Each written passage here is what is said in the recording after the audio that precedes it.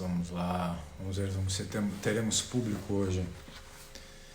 Parará, vamos esperar, vamos esperar. Olá, olá, olá. Olá, Miriam. Mimi Aguirre, isso. Tô sem óculos, eu não enxergo direito. Que na verdade acho que é até uma boa coisa, sabia? Porque como eu não enxergo direito, eu não fico lendo muito o que as pessoas estão escrevendo. Ô Dani, Guilherme, Miriam, as pessoas estão chegando devagarinho. Boa noite a todos, espero que todos estejam bem. Dentro do Nicole, dentro do que é possível, né? No momento que a gente está vivendo. Olá. E hoje para mim, desculpa, estou com um pouquinho de pigarro aqui. Hoje para mim, hoje amanheci, hoje de manhã, né? Quando eu levantei, eu estava muito sem saber o que de fato eu ia falar para vocês hoje. Estava, confesso, bastante desanimado, bastante triste assim, em pensar no que a gente pode falar sobre fotografia no momento que a gente está vivendo, né? Que é um momento bastante triste. Então, eu fiquei pensando um pouco, conversei um pouco com a Helena e aí ela me deu um toque de uma ideia que eu acho que era coisa bem interessante de falar, que eu não vou falar de um fotógrafo, mas eu vou falar de um projeto fotográfico um pouco mais amplo do que só falar de um fotógrafo. Eu vou falar das missões fotográficas francesas, especialmente de uma das missões. Mas antes, para começar o nosso dia e dar um pouquinho de ânimo aqui, eu vou começar, como sempre, com um poema do Manuel de Barros, que essa série tem sido toda baseada nisso, né? Então eu vou ler esse poema, que eu acho que é pertinente para tudo isso que eu vou falar para frente para vocês. Então é assim. De novo, é daquele livro Ensaios Fotográficos. Então, o poeta. Vão dizer que não existo propriamente dito, que sou um ente de sílabas. Vão dizer que eu tenho vocação para ninguém. Meu pai costumava me alertar. Quem acha bonito e pode passar a vida a ouvir o som das palavras, ou é ninguém ou zoró. Eu teria 13 anos. De tarde fui olhar a Cordilheira dos Andes, que se perdia nos longes da Bolívia. E veio uma iluminura em mim. Foi a primeira iluminura. Daí botei meu primeiro verso. Aquele morro bem que entorta a bunda da paisagem. Mostrei a obra para minha mãe. A mãe falou, agora você vai ter que assumir as suas irresponsabilidades. Eu assumi. Entrei no mundo das imagens. Então vamos lá. Para começar então, vou colocar um pouquinho de água na boca.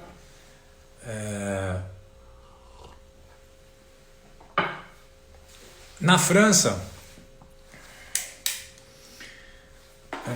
surge, logo no século XIX, um conceito chamado missão fotográfica, que tem um paralelo com as missões colonizadoras, no sentido não como função, mas no sentido de agregar um grupo de pessoas que vai exercer uma certa atividade. Então o conceito de missão fotográfica nasce no século XIX, 1851, quando a Société Héliographique, que era uma sociedade de artistas e cientistas interessados na questão da linguagem fotográfica, já em 1851, então eram artistas e cientistas, né? Ou seja, gente do campo das artes visuais, a maioria deles pintores e cientistas, pesquisadores. E eles fundaram essa sociedade chamada Héliographique, e de lá nasceu uma série de projetos para fotografia. E um dos projetos foi a Mission Héliographique. Então, qual é o conceito que eles implementam? É que uma missão fotográfica é um encargo público ou privado, no caso deles era privado, porque era uma sociedade privada, é um encargo público ou privada que reúne um grupo de fotógrafos para que eles realizem um projeto de documentação de um certo território, de questões culturais, sociais, climáticas, quaisquer que sejam os assuntos. Então o conceito básico é isso, você junta um grupo de fotógrafos e realiza uma documentação sobre um certo território, sobre uma certa cultura, num certo momento, claro. Essa documentação, normalmente, ela tem duas vertentes, duas frentes. Aquela mais clássica de registro, no sentido de uma documentação jornalística, um trabalho com o termo de documental, mais documental no sentido jornalístico da coisa, de registro efetivamente. E tem a outra que é a documentação no sentido poético, de você ter a visão de artistas sobre uma certa região e eles criando uma documentação sobre as transformações e as questões pertinentes àquele território, àquela sociedade, né? A missão Heliographique foi isso, foi uma missão fotográfica onde eles pretendiam criar uma documentação, era um registro efetivo, mas um registro, um documento, mas eram 5 artistas que estavam fazendo isso, eram 4 pintores e um único fotógrafo, 4 pintores que estavam aprendendo a fotografar. E o objetivo deles foi estabelecer, a partir de Paris, 5 raios de ação, onde cada um desses fotógrafos era responsável em fotografar e documentar os monumentos históricos que estavam em ruínas naquele eixo que ele estava percorrendo, para gerar uma documentação sobre quais eram as condições desses monumentos, já que o governo não tinha condição de bancar a reforma de tudo aquilo. O resultado dessa missão foi, depois de um ano, foram 200 negativos que foram armazenados na Biblioteca Nacional. Na década de 80 teve um livro que foi publicado sobre isso. Bom, então nós estamos falando basicamente de um conceito que é o conceito de você agregar um conjunto de autores, no nosso caso aqui, né, um conjunto de autores, para que eles façam uma documentação de um certo território, de uma certa questão, qualquer que seja ela. Depois tem um intervalo de tempo grande. Em 1984 é criada a missão fotográfica Datar. É uma missão que teve por objetivo estabelecer um ano de trabalho. Convidou inicialmente 12 fotógrafos franceses e de fora da França para que eles fizessem uma documentação sobre as transformações da paisagem francesa. Então, de uma maneira bastante ampla, né? A França não é um país tão pequeno assim, é um país que tem um território relativamente vasto. E eles pegaram 12 fotógrafos. No final, o projeto teve 28 fotógrafos e foi criado uma documentação de 200 mil contatos e 2 mil prints que também foram para a Biblioteca Nacional. Bom, aí a missão especificamente que eu vou mostrar material para vocês é a missão Photographique Transmanche. A missão Photographique Transmanche foi criada pelo Centro Regional Nord-Pas-de-Calais, que hoje tem um outro nome, Haute-France, que é a região alta francesa. Foi fundado em 1984, 85, por aí, 86, se eu não me engano. E já em esse centro ele tinha dois braços específicos, um de resgate histórico-iconográfico da região e outro promover a fotografia como forma de documentação poética na região e incentivar e educar a população a ter acesso à fotografia e formar pessoas com capacidade de interpretar e ler uma imagem e se informarem através de imagens. E dentro desse conceito foi criada a missão Photographique Transmanche. O diretor do centro na época era o Pierre Devin, e ele que criou o projeto ele era o responsável, ele era o diretor artístico da missão. Então, qual era a questão? Aquela região de Calais, que é o norte da França, é uma região muito complicada em vários aspectos. Todas as invasões do terreno da França foram feitas por ali. A Primeira Guerra Mundial, boa parte dela foi feita ali. Até hoje é uma área onde os refugiados do leste europeu entram na França. Era uma região de contato com a Inglaterra, é uma região sempre muito forte na cultura da indústria pesada, manufatura, ferroviária, metalurgia, esse tipo de coisa. E com a União Europeia, essa estrutura econômica baseada no turismo e baseado na indústria pesada ia ser desmontada. Porque a indústria pesada tinha que ir para países mais pobres da União Europeia, enquanto a França ficaria com a parte de pesquisa avançada, de alta tecnologia. Então, ali ia ter um impacto social, porque as indústrias iam ser todas fechadas naquela região toda, e como efetivamente foram. E do lado turístico, sempre foi uma região de fluxo entre França e Inglaterra. A travessia do Canal da Mancha era feita por Calais, então havia um fluxo muito intenso dali turístico, que com a criação do túnel por debaixo do Canal da Mancha, esse fluxo turístico também ia sofrer um grande impacto. Então, o que se delineava para aquela região e o que acabou efetivamente acontecendo naquela região foi um processo de desocupação, de desertificação, um processo de migração para fora, né? As pessoas saindo para tentar viver em outro lugar, grandes desempregos, o quadro era bastante complicado. E aí o Pierre criou a missão Photographique Transmanche. Essa missão foi a mais longa missão da história da França, teve quase 20 anos, envolveu 28 fotógrafos, envolveu 27 publicações, que se criou um catálogo, que é esse material que eu vou mostrar para vocês hoje. O Pierre ele fez a missão de uma maneira muito diferente do que eram as outras missões. As outras missões, o material foi sempre feito... O material bruto foi entregue para a Biblioteca Nacional e só muito tempo depois é que alguma documentação foi efetivamente feita. E o Pierre não. O Pierre ele conseguiu organizar a missão de uma tal maneira que ele conseguia remunerar os fotógrafos. Ele tinha a liberdade total de escolher quem eram os fotógrafos que iam participar. E ele queria criar uma documentação. Então ele criou uma estrutura de catálogo, eu vou já mostrar só para vocês entenderem, um conceito de catálogo, uma espécie de catálogo, extremamente simples, né? Capa mole, cada autor convidado, finalizando o seu trabalho, finalizando bem feito, teria uma publicação desse tipo. Então depois vocês vão ver que esse formato ele se mantém padrão, e o conteúdo vai dependendo de cada um dos fotógrafos. E o Pierre dava muito valor para a questão da impressão, ou seja, se isso vai virar uma documentação, que é uma documentação poética, isso precisa ser bem impresso, isso precisa ser bem feito, porque isso tem que durar e tem que mostrar a potencialidade máxima que essas imagens podem ter. Então, com esses preceitos básicos, que é liberdade total de convidar quem ele quisesse, de ter um período longo para desenvolvimento do projeto, ou seja, quase 20 anos, de fazer uma impressão que fosse uma documentação, ele fez com que a missão Lance Ventoux, a missão Lance Ventoux é um outro projeto que ele está fazendo agora.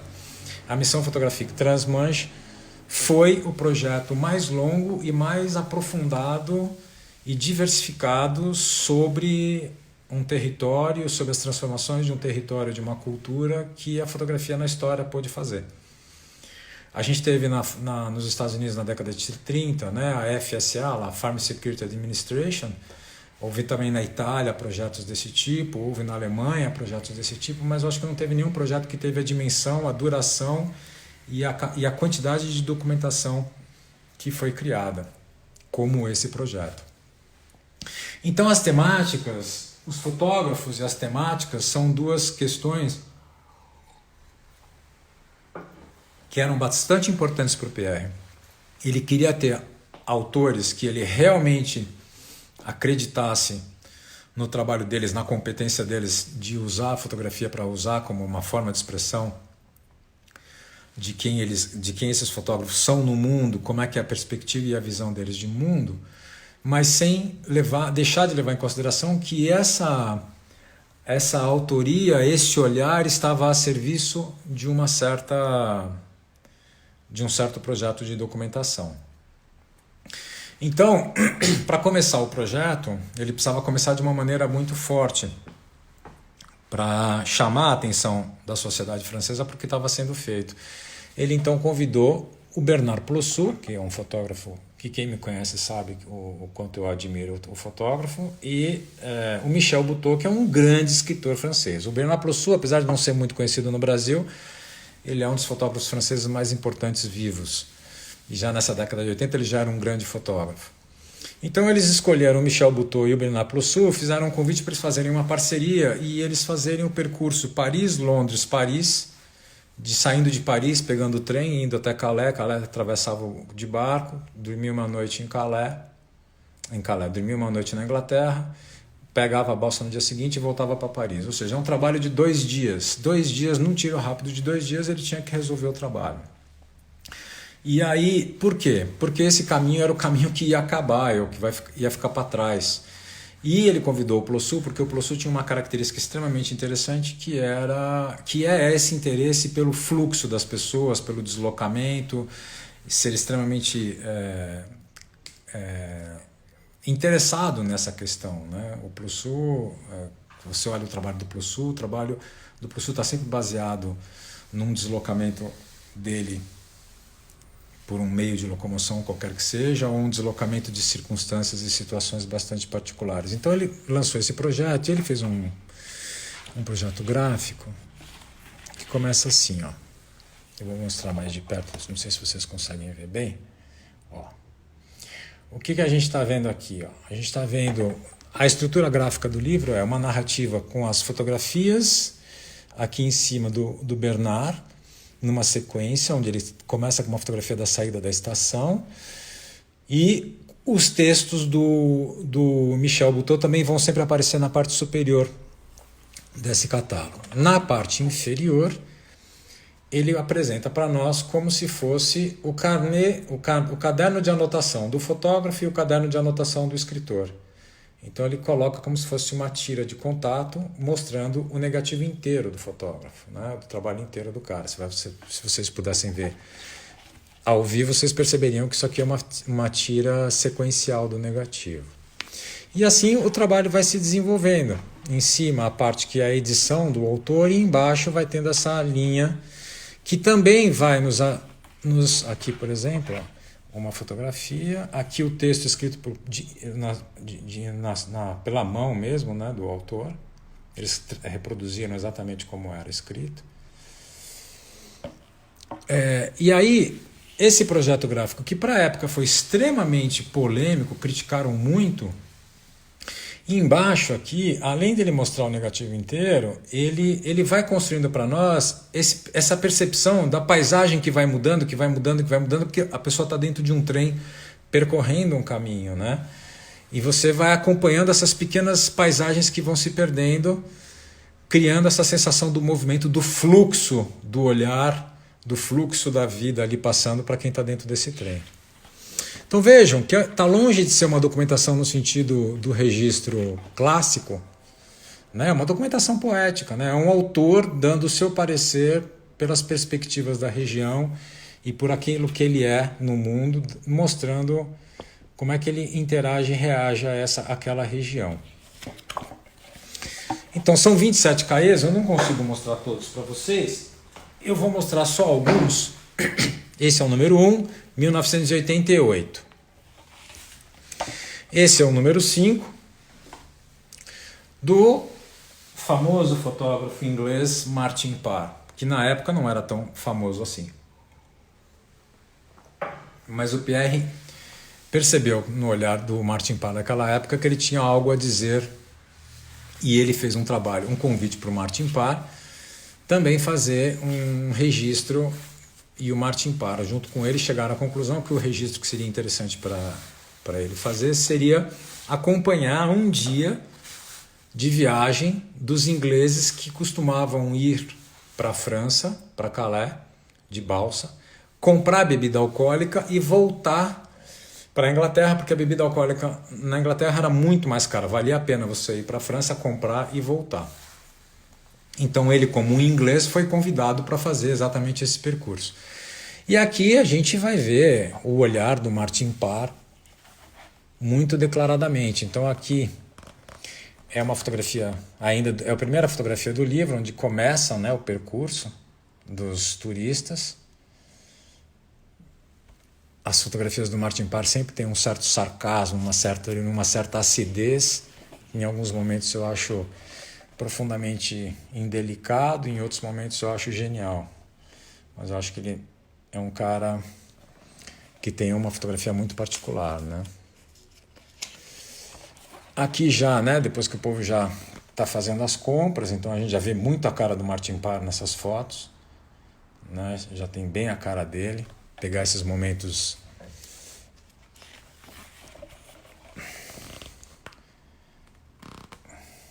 tá vendo? Essas fotos são muito grandes, não dá para ver aqui não. Bom, e aí vai até o momento que você pega, por exemplo, cenas como essa, né? O cara na cadeira de rodas, coberto de caixa, a criança ajudando a pegar coisas, até que vai a última foto, que é o pessoal exaurido voltando para casa, né?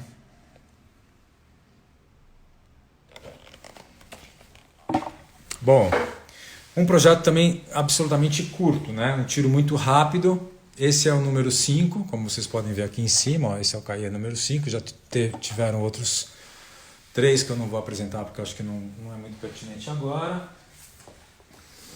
Depois, o outro que ele fez, que é do Kudelka, que segue o mesmo formato e tudo, só que ao invés de ser vertical, ele é horizontal. O Kudelka, nessa época, ele estava fazendo suas primeiras experiências com a câmera panorâmica dele, que ele usa aquela câmera da Fuji, panorâmica, e o Kudelka tem questões bastante particulares no trabalho dele, e o Kudelka propôs fotografar as ruínas que ainda sobravam nessa região da guerra, as marcas que a guerra deixou nessa região, claro, especificamente a Segunda Guerra Mundial, e essas ruínas poderiam ser tanto ruínas no sentido de coisas que foram reaproveitadas ou coisas que ficaram lá, tem bunkers até hoje na região, como também as próprias alterações que os terrenos sofreram por causa dos bombardeamentos. Então houve toda uma mudança geográfica em certas regiões, de tanto que elas foram bombardeadas. Deixa eu ver aqui. Daniela, depois eu te respondo, tá? Depois eu volto para a tua pergunta. Então, o Kudelka era o primeiro trabalho. O Kudelka demorou acho que quase 3 anos para fazer esse trabalho. Esse aqui é um trabalho difícil de virar para vocês, porque na verdade ele é uma fotografia panorâmica, é muito grande, eu vou passar ela para vocês. E o livro ele foi todo constituído numa estrutura de encadernação que é um leporello, que é uma sanfona. Então vocês vão ver aqui, né? E aqui, para quem gosta do Kudelka, tem muitas fotografias que o Kudelka tem no livro dele, O Caos, que foram feitas nessa região. Isso aqui é década de 80 e ainda é resquício da Segunda Guerra.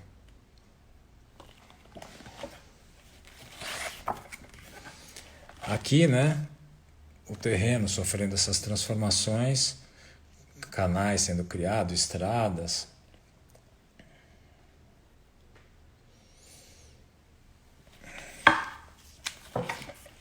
Aqui sim, por exemplo, esse pequena... Nessa foto parece ser muito simples, mas na verdade ela é maravilhosa se vocês conseguissem ver. Você tá vendo que aqui é um morro de grama, né? Tá vendo? Sobressalto na grama. Então isso aqui são alterações geográficas que aconteceram, né? Ou seja, alterações no terreno que aconteceram por causa de bombardeamentos. E eles deixaram que a natureza se incumbisse de ocupar.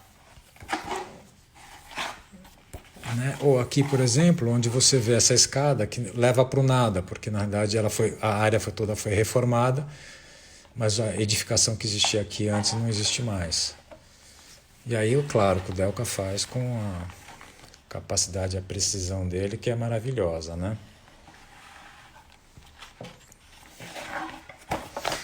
E é essa fotografia que encerra o trabalho. Deixa eu pegar aqui para vocês verem com cuidado aqui, ó, tá vendo? Bem na pontinha aqui tem o mar quebrando. E aqui tem essa que é uma pena é vocês não poderem ver isso ao vivo, porque a impressão realmente é chocante de bonito, de bem feito. Aí, o catálogo número 9 foi o único catálogo que teve um formato que fugiu ao padrão. Então ele tinha a mesma altura dos outros, mas ele não era tão largo quanto os outros. E como o catálogo tinha que ser feito dessa forma, ele resolveu então fazer com que a capa, ao invés de ser branca, fosse marrom. Esse catálogo é do Lewis Baltz, um grande artista plástico. E, na realidade, o que o Lewis Baltz propôs não foi fazer um catálogo, por isso que ele é bem divergente do resto. Ele propôs fazer uma exposição que era uma grande instalação. E essa instalação tratava dos sistemas de vigilância da sociedade que estavam sendo implantados em toda aquela região. Então, o catálogo ganhou um caráter um pouco particular, por isso que ele foi feito de forma tão diferente, né? O trabalho do Lewis Baltz mexe muito com as palavras relacionadas a sistemas de vigilância. É uma instalação isso, né, gente? Mistura imagens de câmeras de vigilância com palavras, depois mostra como é que funciona. Ou seja, é uma instalação, é difícil de poder falar sobre ela, porque eu nunca a vi, eu só vi o catálogo, né? Mas é muito bonito, mesmo assim o catálogo é muito bonito porque ele trata um pouco, ó, tá vendo? Uma imagem de câmeras de segurança, os equipamentos, as fiações, é realmente muito bonito. Não. Então vejam que o que é interessante, né, especificamente vendo esse, é a gente entender esse caráter de documentação poética, né? O quanto nós, autores, estamos de alguma maneira sempre documentando uma circunstância cultural, regional, social que a gente vive. Ter esse entendimento nos traz um pouco de responsabilidade sobre o que a gente faz, né? Não podemos ser muito fúteis, né? Só pensando na fama, no espetáculo. Enfim. Não vamos entrar muito no mérito dessas coisas, porque hoje o dia vai ser complicado pra gente, né? Se a gente ficar falando de posturas políticas e sociais do nosso meio. Esse trabalho é o CAIA número 11, né? O outro era o número 9. Esse trabalho é do Tim Brennan. E o Tim Brennan, ele fez uma proposta também muito particular. Ele escolheu duas fotografias feitas durante a Primeira Guerra Mundial, e ele fez um trabalho como se fosse uma pesquisa forense sobre essas imagens. Então ele dividiu essas imagens em pequenos quadradinhos fragmentados, em pequenos blocos fragmentados, e como se ele quisesse descobrir o que tinha em cada um daqueles pequenos fragmentos para entender o que estava escondido na imagem. E aí ele vai expandir essas imagens até um tamanho que seja legível, que a gente consegue ver do que tem ali naquele pequeno fragmento, né? Então vejam, ele vai tratar de uma questão da região, a Primeira Guerra Mundial, a guerra de trincheiras, essa guerra de batalha campal mesmo que foi. Ele vai resgatar isso para falar, nos tentar chamar a atenção para aquilo que sobrou disso tudo, né? O que isso tudo nos leva. Então, as imagens, elas são claramente muito imprecisas. E essa é uma questão bastante interessante, porque isso aqui é tudo fragmento de uma única imagem, tá vendo?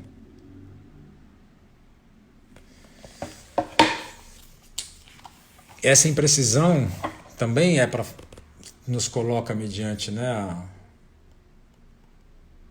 uma questão artística, né? O que é isso que foi registrado? O que é isso que foi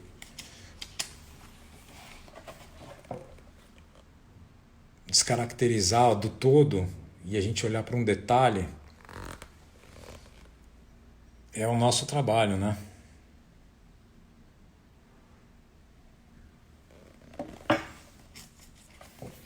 Como autores, né? A gente está sempre fazendo isso, né? Um recorte.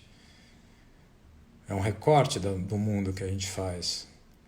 Se é um recorte, não é o mundo, não é a realidade, né? E ele faz isso usando uma fotografia para chamar a nossa atenção para isso, né? É muito interessante. É muito bonito esse catálogo.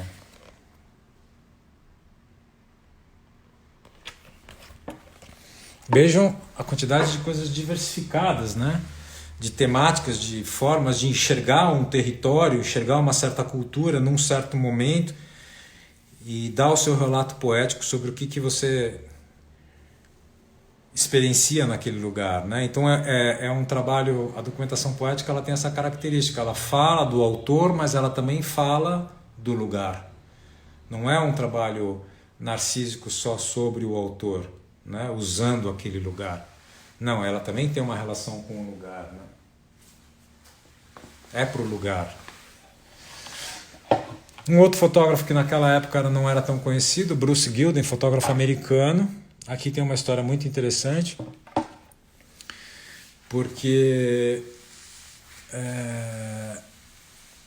ele convida o Bruce Gilden para fazer esse trabalho. O Bruce era muito mais jovem, década de 80, não lembro exatamente o ano, deixa eu dar uma olhada aqui. Isso aparece aqui. 94, ele ainda, ou seja, mais de 25 anos atrás, né? Tá certo? 25 anos, 26 anos atrás, ele não era conhecido como ele é hoje. E aí o Pierre resolveu convidá-lo porque ele achava que o Bruce Gilden tinha um envolvimento, uma questão de abordagem fotográfica, mas também um envolvimento com o que fazer de uma maneira diferente. Porque havia uma certa pressão política para que o Sebastião Salgado fizesse essa parte do trabalho. E o Pierre preferiu trabalhar com o Bruce Gilden. Bleu, em francês, é azul, que também tem como significado o hematoma, né? O roxo que a gente faz quando a gente bate, se machuca. Mas também a forma como os franceses mais humildes são conhecidos. E aí ele vai fotografar, aquela região está fechando fábrica de ferroviária, fábrica de mineração, frigoríficos, tudo que é esse tipo de mão de obra mais pesada, estava tudo sendo fechado, como eu falei no início, para ir para o leste europeu, dentro da União Europeia. Então essas pessoas eram os últimos trabalhadores dessas regiões. Então ele vai lá e vai fotografar os mineradores, gente que trabalha na indústria pesada. Esse livro Bom, as impressões são alguma coisa de absurdo, de lindo. Quem gosta de impressão e gosta de livro tem que realmente dar uma olhada nisso, porque é muito... Olha como ele traz o... aqui não tem jeito de ver. Complicado.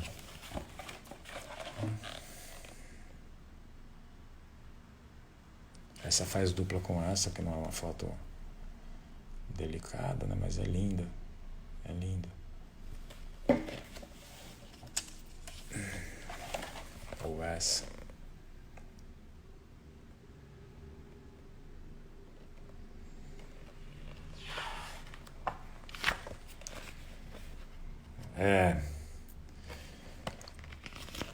Essa questão é uma questão para ser conversada em off, Gui, porque tem questões bastante complicadas aí por trás do porquê que ele não escolheu o Sebastião Salgado. Langue Brisé, Cahiers 16, é de um fotógrafo polonês, que agora eu vou colocar o nome para vocês, porque eu não sei pronunciar isso corretamente. Prasmovski, eu sei que é assim, mas o primeiro nome eu não vou nem me atrever a falar. O Prasmovski também faz uma coisa muito interessante de apropriação, assim como o Tim Brennan. Ele pega cartões postais da região e ele cria em cima dos cartões postais. Então ele vai fazer o quê? Não só cartão postal, mas como fotografia também. Ele resgata, é um trabalho de resgate iconográfico. Ele junta a frente e o verso do cartão postal, criando essa imagem com os textos sobrepostos, tá vendo? Então eu acho que ele deve ter ele fotografou a frente do cartão, depois ele fotografa as costas e aí ele junta. E aí ele cria realmente um trabalho que é muito bonito plasticamente, é muito profundo no que ele está colocando aqui, resgatando a memória, colocando em xeque essa memória de documentação popular, né? Porque a questão é uma documentação popular, né? O cartão postal ele é um tipo de documento que naquela época, e na Europa principalmente, tinha uma questão séria, que é a forma de que a população se comunicava, né? Por uma forma barata, onde você juntava imagem e um pequeno texto, né? Então é um jeito de criar uma documentação muito barata, muito popular, e ele traz isso aqui resgatando os nomes. Aqui está escrito os nomes das pessoas, tá vendo? É lindo isso, né? É maravilhoso.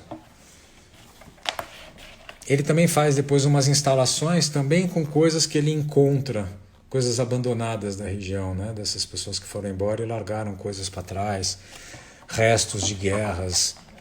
Então, por exemplo, que nem aqui, ó. Tem objetos como esse aqui, ó, um pequeno urso de pelúcia, né? Um ralador, um selim de bicicleta. É muito bonito.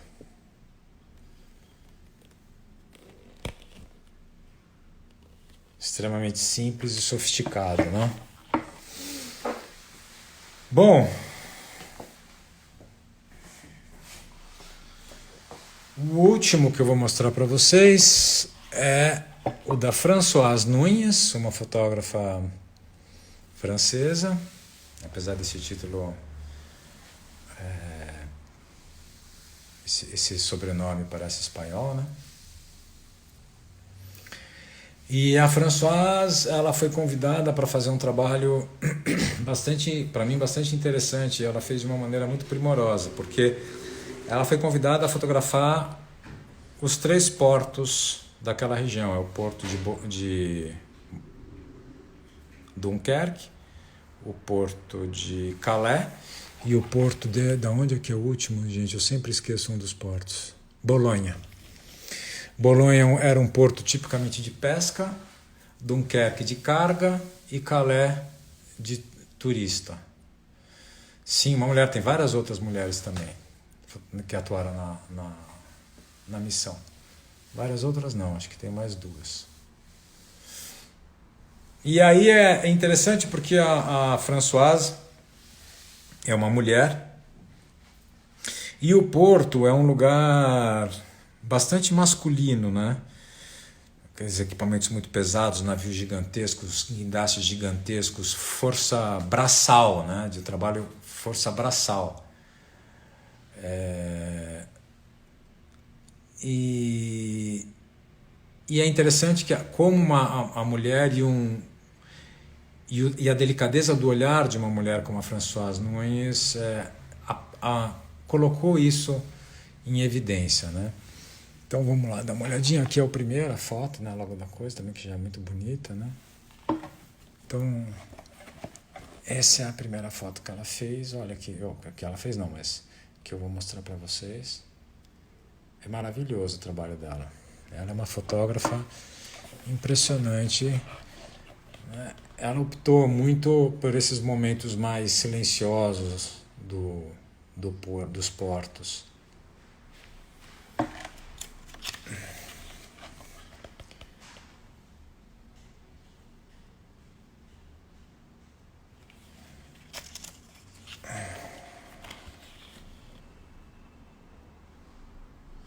É um trabalho que a gente percebe que ela preservou uma certa distância, e nessa certa distância, essa foto é maravilhosa, né? E nessa certa distância ela constrói uma abordagem, uma linguagem bastante particular, bastante autoral para o que é a proposta dela de como fotografar esses 3 portos. Bom, isso eu parei aqui no 14, na verdade eu mostrei para vocês 1, 2, 3, 4, 5, 6, acho que 6 ou 7. De 27, não dá para ver todos. Tem mais 2 mulheres, tem a Marilyn Bridges, que é uma fotógrafa americana, e tem a Fabiana Figueiredo, uma fotógrafa brasileira. A Marilyn Bridges fez fotografias aéreas dos antigos palácios da região e dos bunkers e das áreas tanto históricas, de grandes construções, vamos falar assim, de grandes trabalhos arquitetônicos da região, ou da Idade Média, ou recentes, dos bunkers, essas coisas por causa da Segunda Guerra Mundial. E a Fabiana fez um trabalho sobre os imigrantes da região, como já falei, é uma região bastante delicada. Agora eu vou dar uma rápida olhada nas perguntas. Aqui tem os comentários atrapalham na visualização das imagens, não tem como não aparecer para a gente. Cara, se tem, eu não sei. Eu preciso descobrir se tem uma forma de anular isso. Eu acho que não. Acho que não tem como anular. Seria um tema ótimo, mulheres na fotografia. Olha, Mariana, o que me interessa é o olhar da pessoa. Se ela é mulher ou se ela não é mulher, não acho que essa é a questão. Eu acho que tem grandes fotógrafas que mereciam ter muito mais espaço do que tem, é verdade, a sociedade é machista, eu entendo esse movimento, esse entendimento, mas para mim eu não olho um trabalho por esse aspecto, eu olho um trabalho pela criação artística que eu trabalho, pela leitura que eu posso fazer do trabalho, pela competência com que aquilo foi feito e a mensagem chega em mim. Se for um homem ou se for mulher, então eu não quero ficar fazendo esse tipo de separação, não me interessa muito isso não, apesar de entender qual é a questão que você está colocando por trás. Deixa eu ver se tem alguma pergunta. Curioso, mas... Bom, é verdade, já falei. Aqui já tem até... Ó, legal, Gui, obrigado.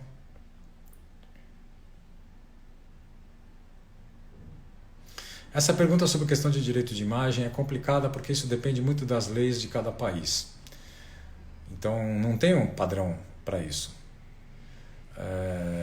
A princípio, naquela época na França, o que é público. E os lugares que eram privados... ele sempre teve que negociar autorizações para poder entrar. Por exemplo, o trabalho do Bruce Gilden foi feito mediante autorização de todas as indústrias e dos seus funcionários para que aquilo pudesse acontecer. Mas não por problemas... porque não era para invadir o lugar, tá certo?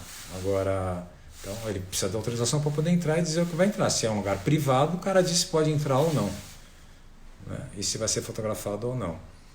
Agora, as leis na França, elas preservam bastante a questão do direito público. Então, o fotógrafo tem direito, em espaços públicos, a fazer o que ele quer. Nesse sentido, claro que você é sempre responsável se você passa da linha da ética, né? Em outros países isso é mais complicado. Então, não sei te dizer porque cada país... No Brasil seria bem complicado hoje. Acho que não sei se alguém tem mais alguma pergunta aqui importante. E as leis no Brasil? As leis no Brasil, não quero entrar nesse assunto. As leis no Brasil são complicadas sobre isso. Super interpretativas, elas não são precisas. Então isso pode ser muito complicado de ficar dizendo aqui. Não acho que eu queria entrar no acesso na questão política. Você quer saber a Vanessa quer saber o nome do polonês. Eu vou colocar aqui de novo para você ver. Tá aqui, ó.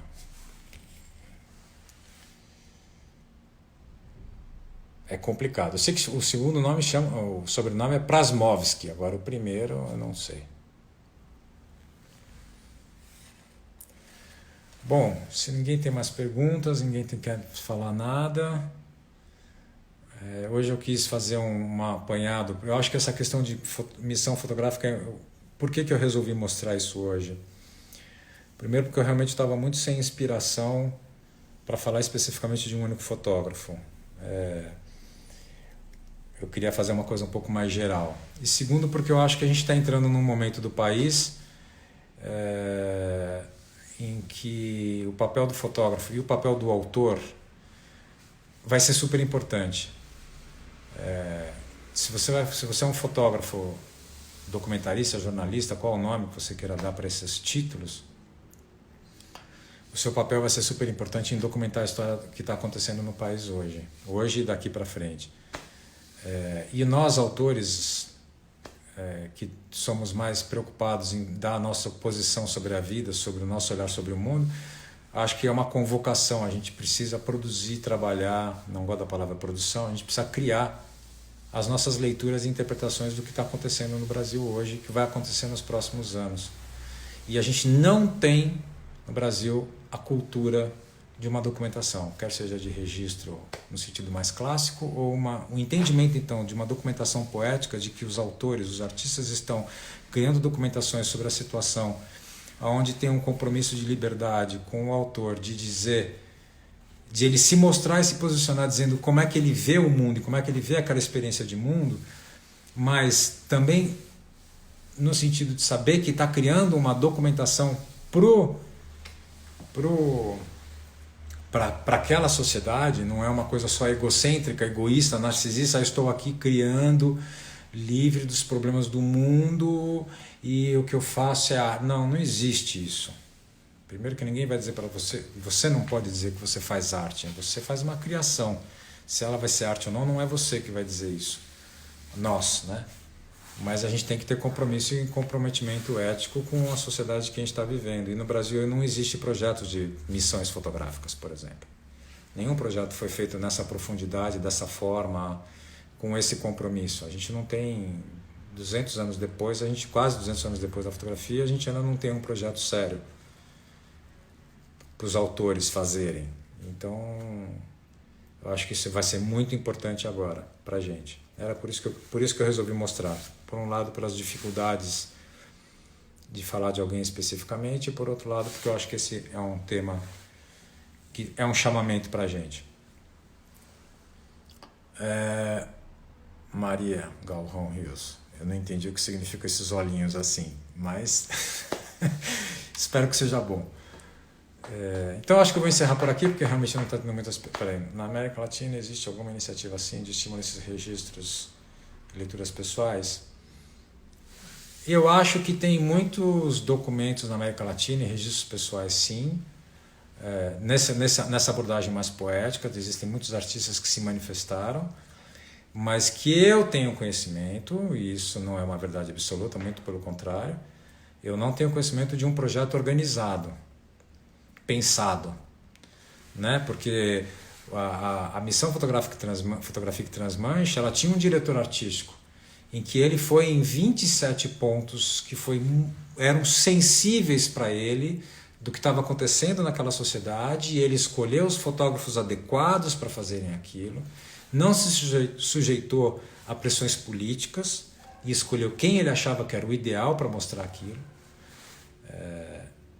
E eu não conheço nada parecido na América Latina, nem nos Estados Unidos. A FSA, que foi na década de 30, tinha uma censura pesada em cima do material que os caras faziam. Os negativos que os caras não queriam que fossem divulgados eram furados para que não fossem divulgados. Então, eu não tenho conhecimento, não sei. Mas acho que não tem. Bom, então tá bom, se ninguém tem mais pergunta nenhuma, vamos encerrar essa live, voltamos no domingo que vem. Obrigado aí pela atenção e até a próxima.